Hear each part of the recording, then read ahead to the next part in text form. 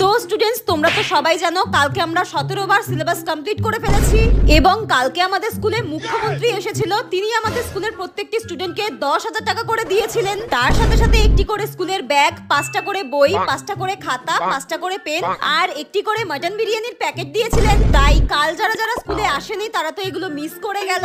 এবং কালকে তো আমরা স্কুলে পিকনিক করেছি, নাচ করেছি, গান করেছি, বক্স বাজিয়েছি, সবকিছু করেছি। কালকেই আমাদের স্কুলের সমস্ত টিচার অঙ্ক, বাংলা, ইতিহাস, ভূগোল, বিজ্ঞান সমস্ত সিলেবাস কমপ্লিট করে দিয়েছে। আর কালকেই বলে দেওয়া হয়েছে আজকে এক্সাম নেওয়া হবে। আর কালকে যারা যারা স্কুলে আসেনি তাদেরকে কোনো ছাড় দেওয়া হবে না, তাদেরকে ডবল পানিশমেন্ট দেওয়া হবে।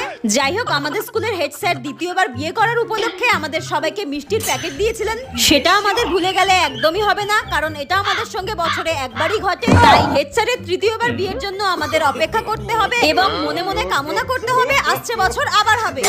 আমি এই পাগলখানা স্কুলে আর